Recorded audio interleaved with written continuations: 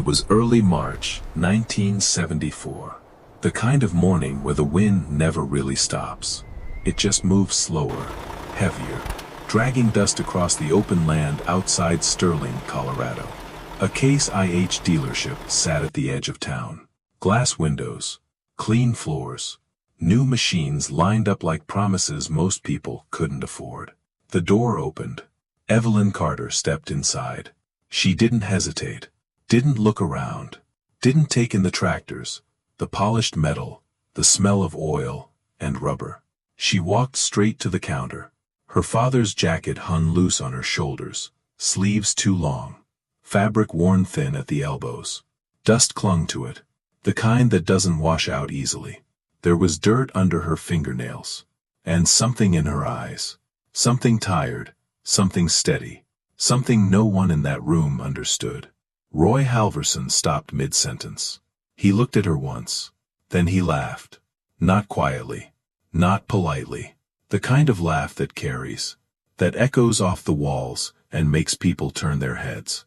Did you get lost? The room didn't join him. But no one stopped him either. Evelyn didn't blink. I need a tractor. The words didn't belong in that room. Not coming from her. Roy leaned forward slightly. How old are you? 21. And what do you need a tractor for? To farm. A pause. Then a smile. Wider this time. Colder. How many acres? 190. Silence. The kind that settles slowly, like dust after wind. One of the men behind her turned all the way around. Roy studied her again. Longer this time. Not surprised. Just deciding. Where's your father? Evelyn looked down at her hands. The cuts weren't healed yet. The skin still raw in places where the gloves had worn through. He died last week. No one spoke. Roy nodded once. But there was no weight in it. I heard. He leaned back in his chair. Frank Carter was a stubborn man. Evelyn looked up. He knew what he was doing. Roy smirked. What did he leave you? A farm. And a broken tractor. Roy exhaled slowly, like a man hearing a story he already knew the ending to. Let me guess. He stood up, walked around the counter. You think you're going to run that place yourself? Yes. Alone? Yes. He shook his head. You can't. Evelyn said nothing. That's not work for a girl. Still nothing. You should lease it out. Or sell it. There are men south of here expanding. They'd pay you fair. Evelyn met his eyes. Do you have a used tractor? Roy paused. Looked at her. Really looked this time. Then turned back toward the desk. I've got a Case 970. 1969. $14,000. I can finance it. 10% down. No. He stopped. No? I don't borrow money. A quiet chuckle came from behind her. Roy crossed his arms. You don't borrow money. And you're planning to farm nearly 200 acres. I'm not trying to compete. Evelyn's voice didn't rise. Didn't shake. I'm trying to survive. That slowed him down. Just for a second.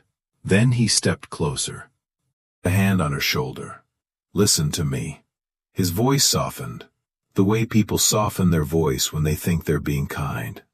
Your father worked that land his whole life. And it nearly killed him. He left you land. And a broken machine. That's not a legacy. That's a burden. Evelyn stepped back. His hand slipped off her shoulder. My father taught me something. She said, the people who tell you what you can't do. A small pause. Are usually the ones afraid you might prove them wrong. The room didn't move. Didn't breathe. No one laughed now. Evelyn turned. Walked toward the door. Each step steady.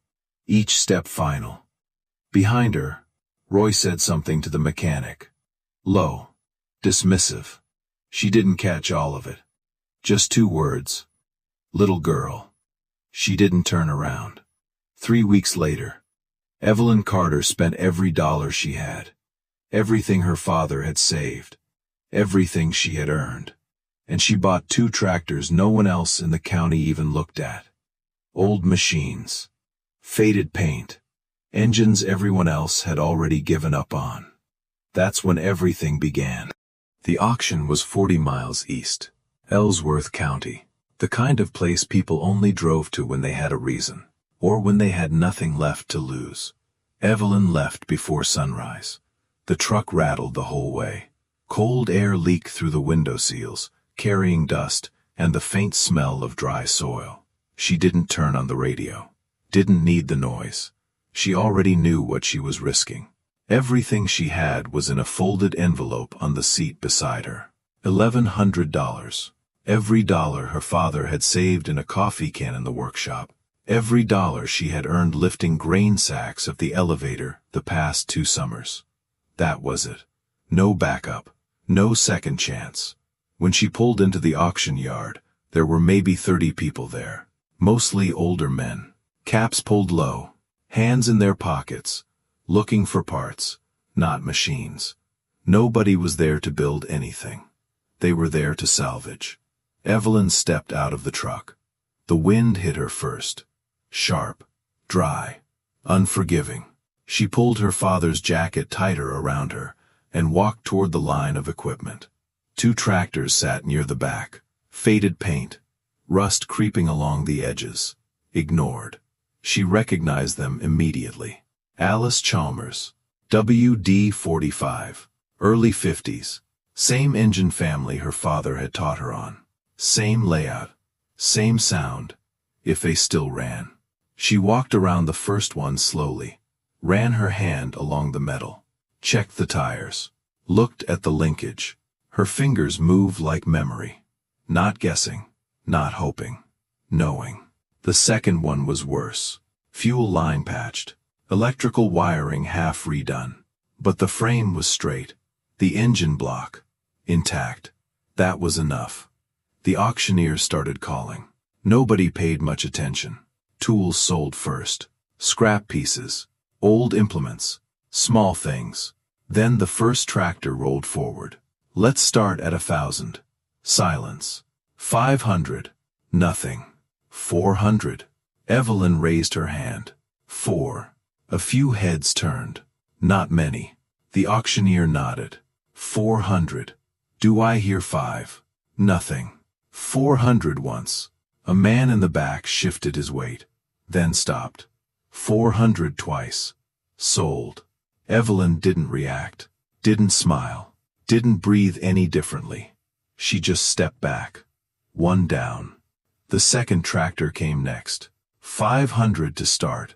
Evelyn raised her hand. 5. A man near the edge lifted his hand. 550. Evelyn didn't look at him. 6. Silence. The wind moved across the yard again. Dust lifted. Settled. 600 once. The man hesitated, then lowered his hand.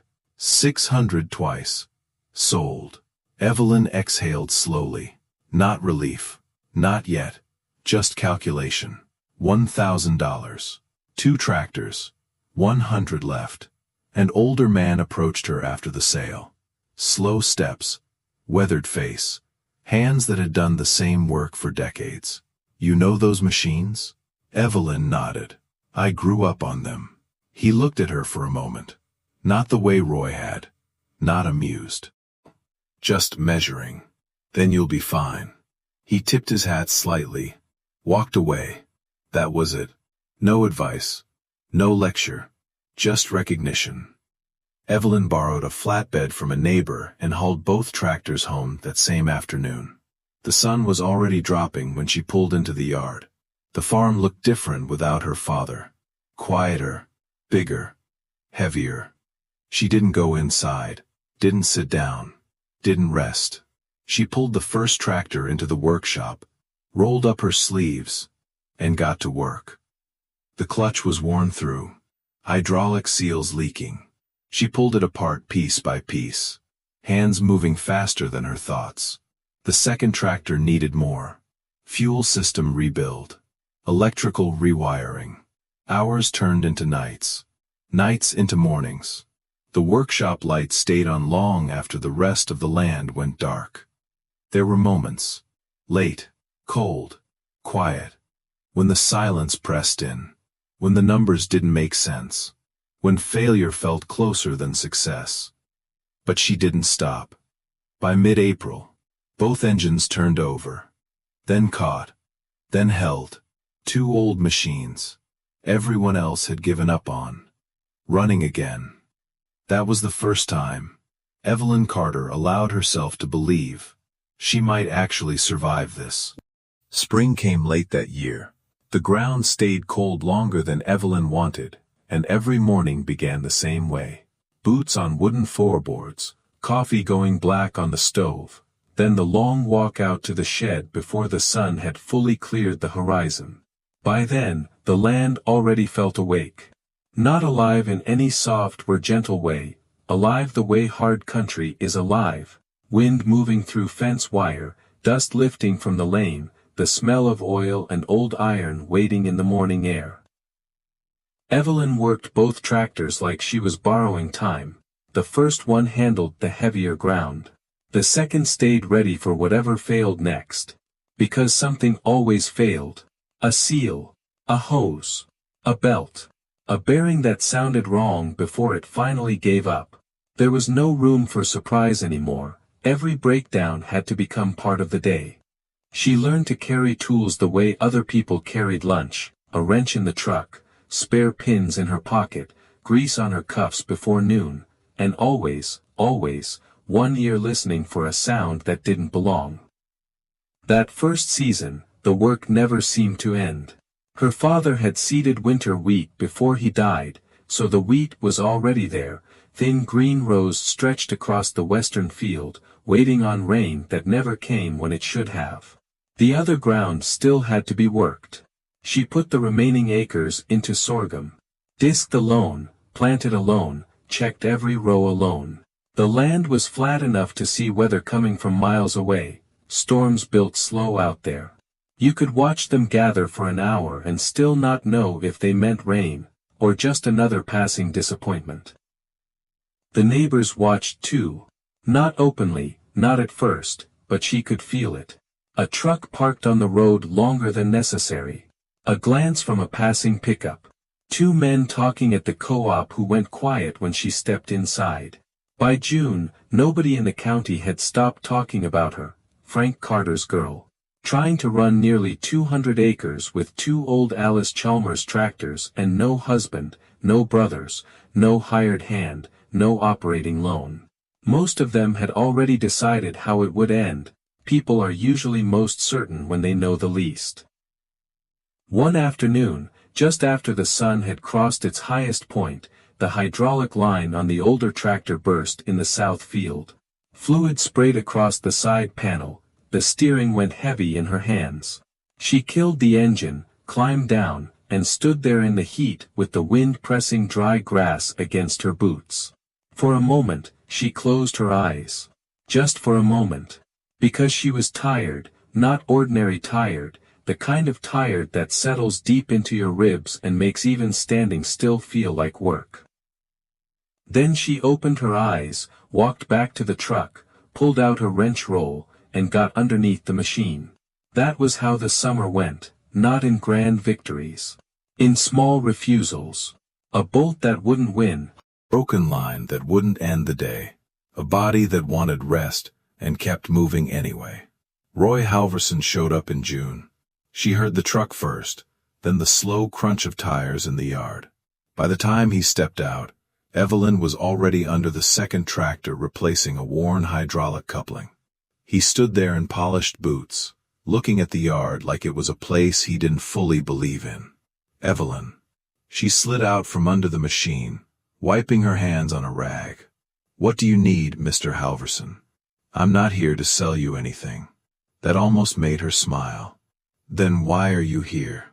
He looked past her toward the tractors, toward the fields, toward the workshop with both doors open and tools spread across the bench. People are worried about you. People are talking about me. There's a difference. No, she said. There really isn't. Roy shifted his weight. Those tractors sat behind her like two old dogs nobody else wanted. He studied them with open disbelief. How old are those now? 20 years. Close. They won't last. They'll last. Parts are getting harder to find. I know where to look. You can't run a farm on salvage forever. Evelyn looked at him for a long moment. What did you come here for? That seemed to land harder than he expected. His expression changed, just slightly. Not softer, just less certain. I knew your father, he said. I'm trying to save you some pain. My father didn't ask you to save him. No. He didn't ask anybody for much. Roy looked back toward the field. Frank worked too hard for too little. You know that. Evelyn folded the rag in her hands. My father understood the difference between enough and more. Roy gave a short breath through his nose. That sounds nice, he said. Until something breaks at harvest. It always breaks at harvest. So what happens when both of these give out at once? Then I fix them. And if you can't? She held his eyes. Then I figure something else out. Roy looked at her the way people do when they want the world to behave according to the rules they understand.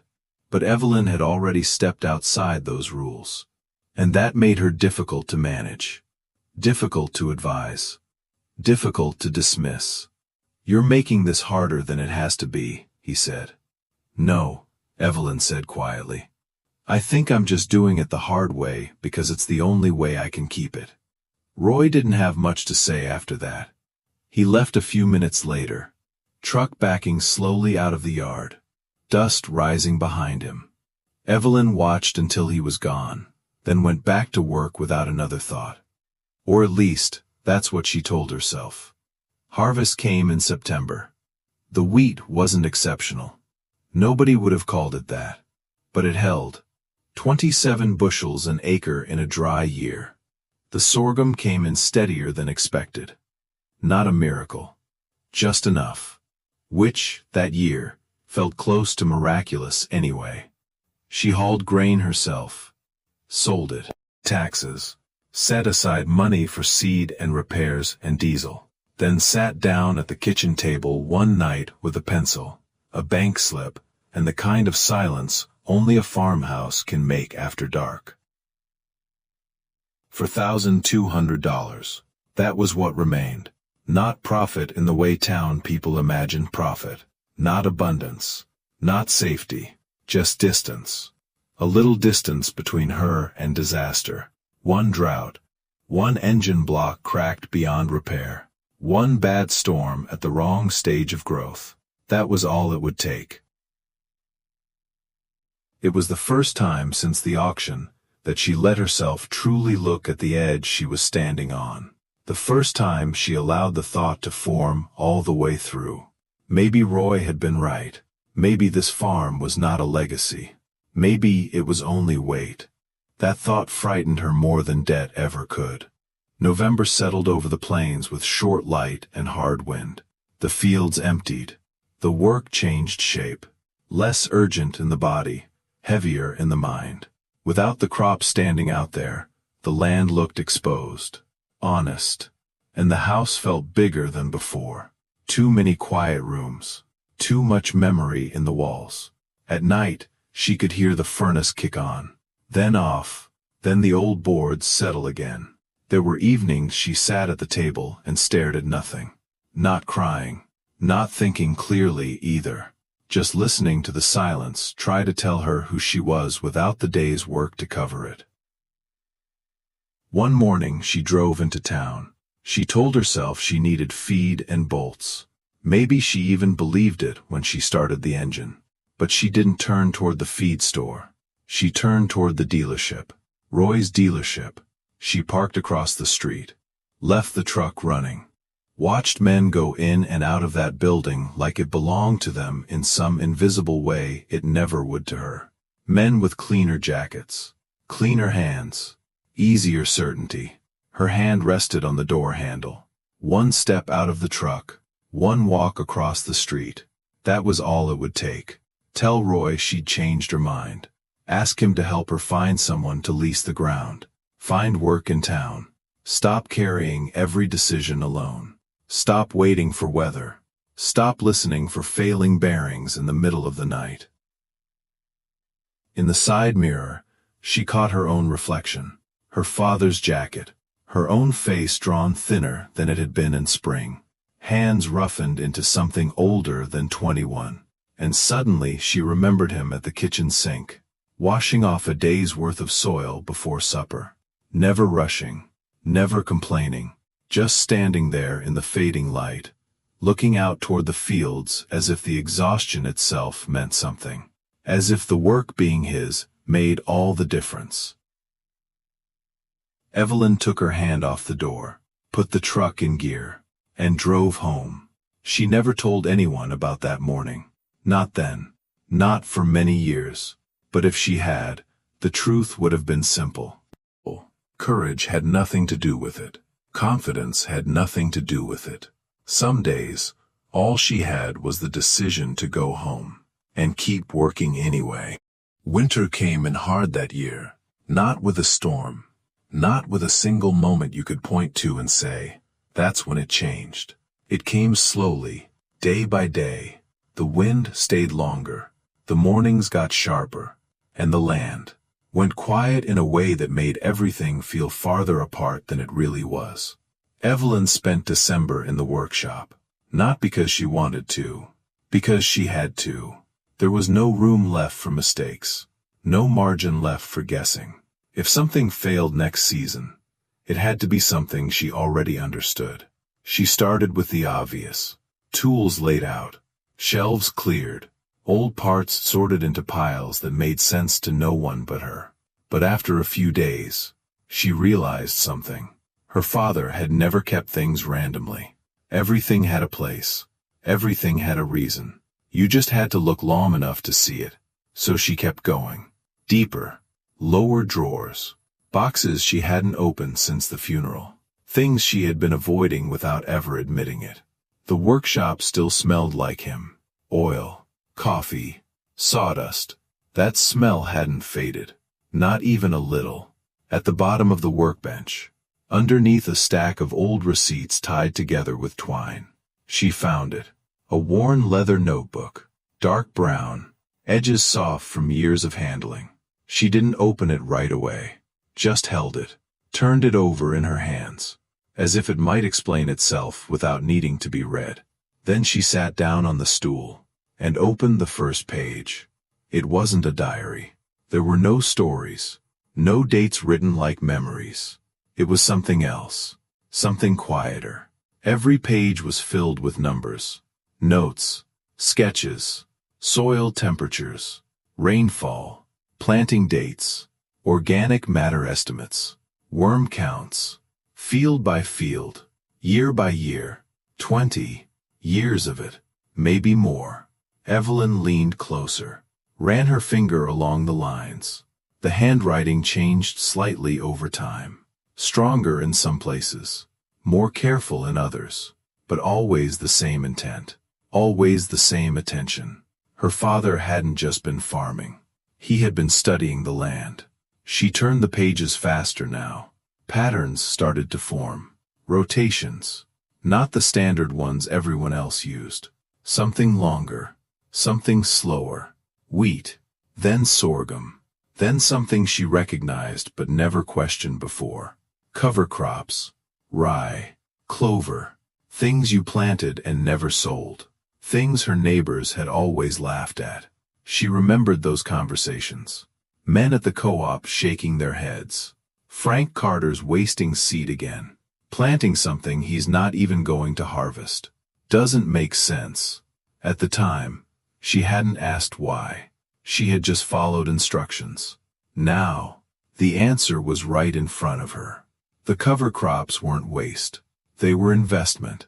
They fed the soil, held moisture, built structure, restored what the cash crops took away. And the rotation. It wasn't random. It was deliberate.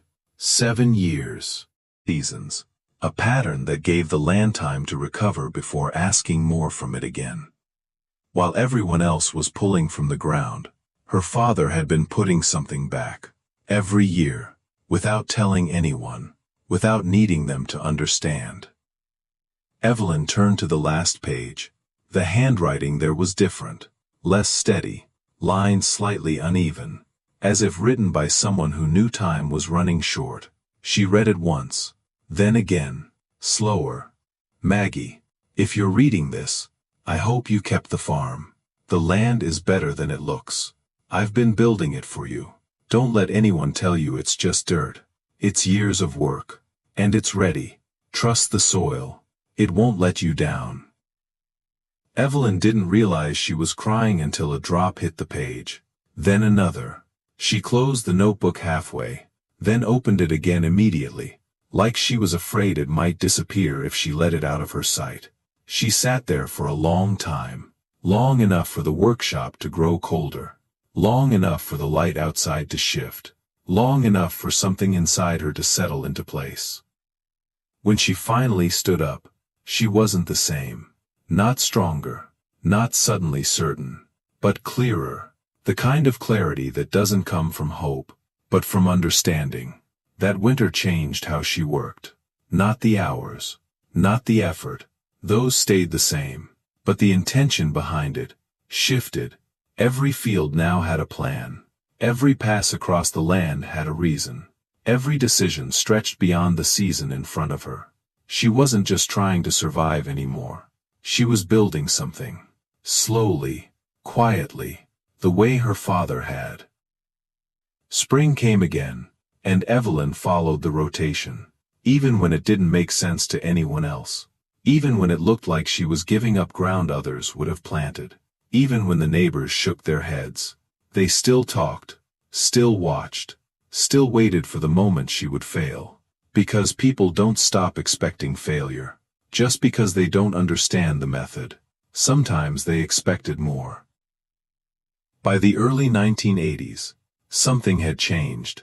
Not visibly, not in a way you could measure from the road, but the yields told the story. Her wheat held better in dry years. Her sorghum didn't collapse when rain came late. The soil stayed darker, held together longer, remembered water, 10% higher, then 15. Small differences, but consistent, year after year, and consistency is what turns survival into advantage. People began to notice, not with respect, not yet, but with confusion. How is she doing it? She's running old equipment. She doesn't use half the fertilizer we do. She's not even planting every acre every year. They didn't ask her. They asked each other, and came up with answers that made sense to them. Luck, timing, maybe a few good years. It's easier to believe in luck than to question your own methods. Roy Halverson noticed too, though he didn't say much about it. Not at first. He still came by once a year. Same questions, same tone. Still trying to fit her into a version of the world he understood. Still trying to explain her success in ways that didn't require him to change his thinking. But something else was happening. Something bigger than any one farm. Interest rates were climbing. Slow at first, then faster. Land prices peaked, then hesitated, then started to slip. Most people didn't see it, or didn't want to, because everything still looked fine from the outside. New tractors, bigger fields, more acres under operation, more loans, always more loans. Evelyn read what she could, watched quietly, listened more than she spoke, and every time she sat down at the table with her father's notebook, she saw the same truth repeated in different ways. The land gives back what you put into it. No more, no less. Debt doesn't work that way. Debt always takes more. By the time the first real cracks appeared, Evelyn Carter was ready in a way no one else in the county fully understood. Not because she had predicted the future, but because she had never built her life on the assumption that things would always stay the same. The year everything changed didn't feel different at first. There was no single day, no moment where the sky darkened, where the ground split open. It happened quietly, the way most real disasters do. Interest rates rose. Slowly, then all at once. Grain prices slipped, then dropped, then collapsed. Land that had been worth everything suddenly wasn't worth what it was owed against it, and all across eastern Colorado, farms began to fall, one at a time, then two, then more than anyone could keep track of. You could tell without asking. Auction signs appeared at the ends of long driveways. White boards with black letters.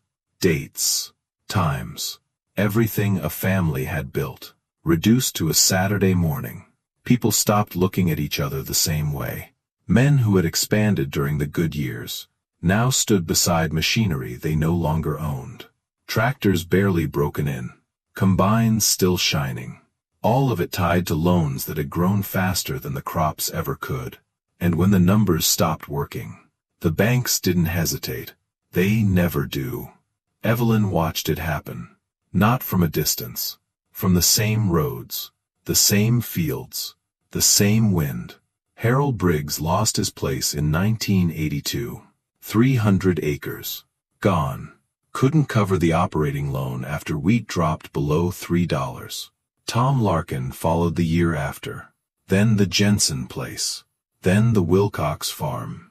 Names she had known her entire life. Spoken now only in the past tense. Every week, another auction. Every week, another family stepping away from something they thought they would pass down. Roy Halverson's dealership didn't escape it either. For years, he had sold machines faster than they could deliver them. Encouraged expansion. Bigger tractors. More acres. More leverage. It had made sense at the time. It always does. Until it doesn't. Now those same loans were turning. Farmers couldn't pay. Roy couldn't collect. And the numbers that once looked like growth began to look like weight. Evelyn did something most people didn't expect. She started going to the auctions. Not to watch. Not to talk. To buy. In 1983, she bought her first piece. 160 acres. Paid in cash. No bank. No note. No monthly payment waiting for her in the mailbox. In 1985, she bought another 80. Then more. Small pieces. Carefully chosen. Never rushed. Never beyond what she could carry. While others were losing ground, she was gathering it. By 1988, Evelyn Carter owned over 600 acres. All of it paid for. All of it hers. No debt. No lender. No one to answer to except the land itself. The tractors were still the same. The same two machines she had bought for $1,000 years earlier. Still running. Still working. Still enough. The conversation with Roy happened on an evening that didn't look important. October. The light already low. That fades before you realize it's ending. Evelyn was in the workshop. Replacing a water pump. Hands steady. Routine by then. She heard the truck pull in. Slow. Uneven. Not the way Roy usually drove. He sat there for a while. Engine still running. Not moving. She walked out and stopped beside the driver's window. Roy. No answer. Roy, are you all right? He turned, and for the first time, he didn't look like the man from the dealership. His eyes were red, his shoulders lower, like something had been taken out of him. I closed it today. Evelyn nodded once. I heard. He gave a short laugh. Broken. You heard. I told you to sell your farm. Silence. I told you to find a husband. Silence. I told you those tractors were junk. And now, my business is gone. Evelyn leaned lightly against the truck. Not close. Not distant. Just there. I'm sorry. He looked at her. Confused. Why? Because losing something you built hurts. Roy stared ahead through the windshield. How many acres now? 600. He shook his head slowly. I spent 20 years telling people to borrow more. To expand. To get bigger. I made it sound smart, and I laughed at the one person who didn't. He turned to her. You, the girl with 2 broken tractors. You were right. About everything. Evelyn shook her head slightly. I wasn't right about everything. I was just careful.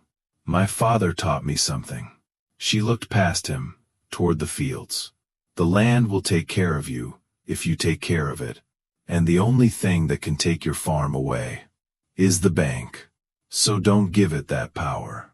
Roy nodded, slowly, like he was learning something he should have understood years ago.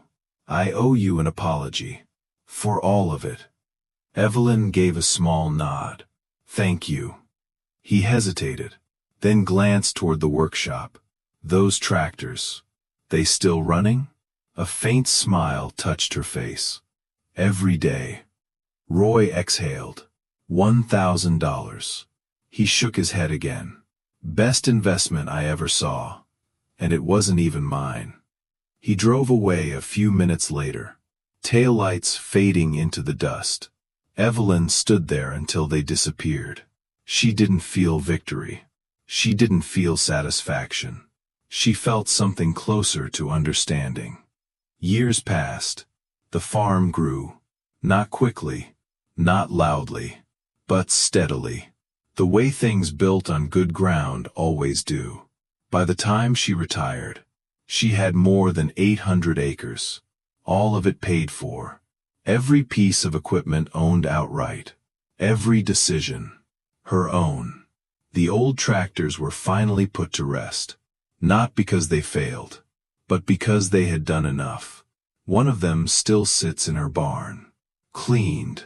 Maintained. A reminder of what patience can build. People asked her later how she did it. She survived when so many others didn't. They expected a complicated answer, a strategy, a secret. She never gave them one. She would just say, I listened. I listened to the land. And I listened to my father. Then she would add one more thing. Something she didn't say often, but meant every time. You get back what you put in. The soil remembers. And so does everything else.